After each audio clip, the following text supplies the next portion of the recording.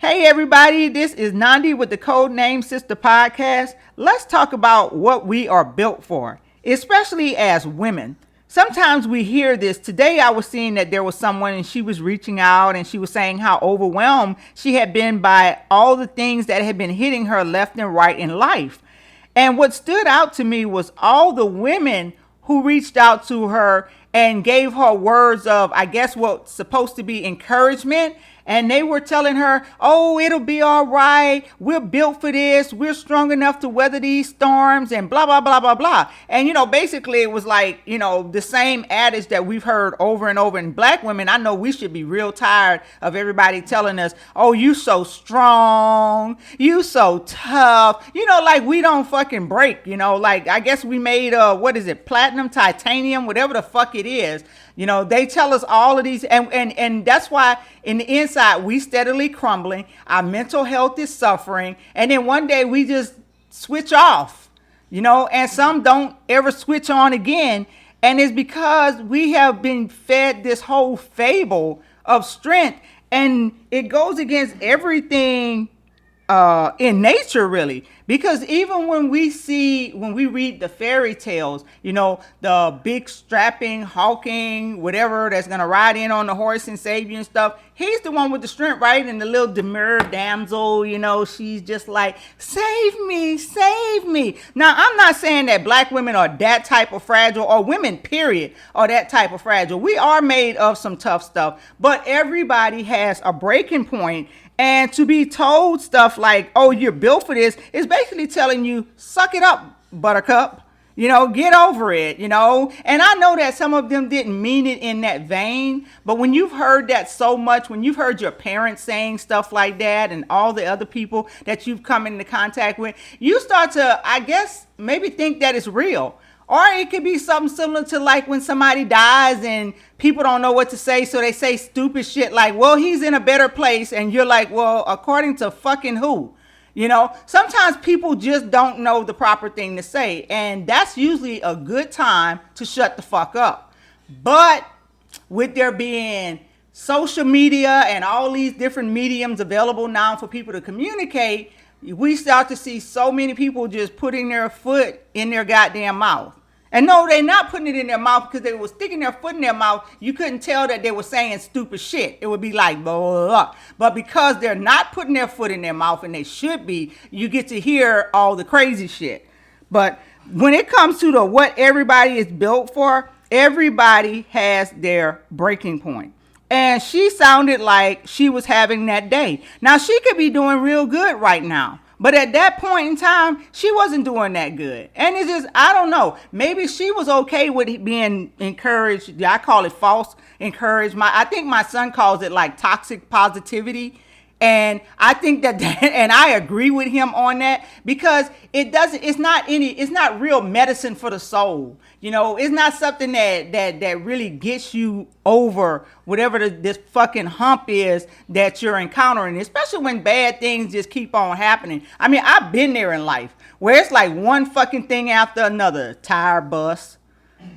Then the water bill is, past due, all kinds of shit. And of course, it's usually things outside. And I guess I can say I'm grateful for that, because I know that there are people who grapple with things that are going on the inside, mental things.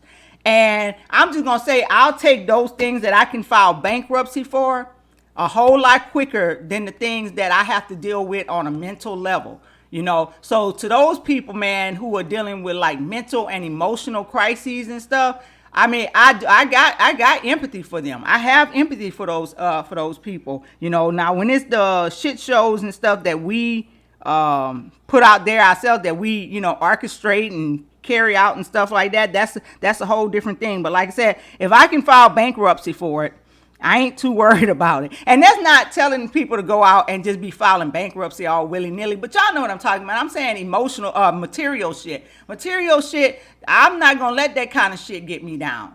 As far, a house and all those. I mean, it could happen. You can end up homeless and stuff like that. But I done had 6 children, and one of them better fucking put me up if I were to lose my goddamn house. That's all I'm gonna say. And I hope one of them listening to this so that they have this in their head. I better never let my mama end up on the street. But you know, that's neither here nor there. The point is about people creating these superhuman, superpowered people. And when you do that, it negates what that person may need to actually overcome whatever it is they're dealing with. And just because I'm saying that if it's something that can go roll over into a bankruptcy, I'm not worried about it, doesn't mean that everybody else isn't. I know my mama, she was always worried about her water bill. And so one day I asked her, I'm like, Mom, how much is your water bill? Because I'm like, you know what? I'm going to just pay this water bill because my mama be so stressed out about this. The children put the hose on. She be like, turn that hose off. You know, if they flush the toilet twice, flush that toilet one time. You know, so it's like, Mom, so how much is your water bill? And she was like, my water bill done went up a whole $5. I'm like, okay, well, what it is? She said, it's $25 this month. And I'm like, okay, wow. Okay, Ma, I got that water bill for you. Okay, I'm going to take that burden off of you. So again, just because I'm saying that certain material things don't bother me, it doesn't mean that it does not do that to other people, because there was a time in my life where I got stressed out like that. Like I'm saying, you know, when I'm talking about, okay, I got $110 left for my paycheck, and then my fucking tire bust and the tire costs $110. Y'all know how that shit go, right? That happen. I'm sure it don't happen to just black people. It probably happen to white people that don't have a lot of money and shit, or mismanaging their money or whatever the fuck it is. But it's like some kind of goddamn little karmic debt or something. And it takes exactly what it is that you thought you were going to have left to do whatever you needed to do. Something comes up and it costs just that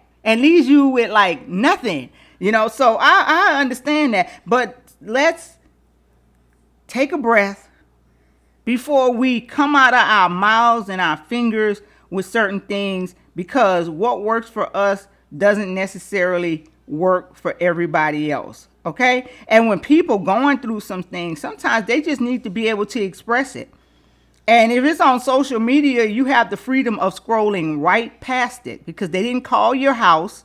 They didn't send you a text message. They didn't reach out to you in any way. Well, not literally, you know, but they did post it on social media. But think about it. And if what you're going to say doesn't add to this person, doesn't add something of value that they could use or whatever, then just keep on going. You don't have to, there's no requirement that you have to say something, okay? And for you people out there who are thinking that you built for everything, be careful how you put that out into the world, because that's how we end up fucking ourselves. That's how we end up becoming these superhuman, superpowered beings to everybody on the outside, while the inside of us is just getting all torn up because we don't have what we need. We have not been able to meet our inner needs. And that's it. This is probably one of my shortest episodes, but I just wanted to say that. So again, we ain't built for everything. We don't have the strength of what is this, Superman on kryptonite or whatever, however the hell that shit went and stuff like that. Everybody has their breaking point. All right. This is Nandi. You've just listened to the Code Name SISTA podcast with Nandi.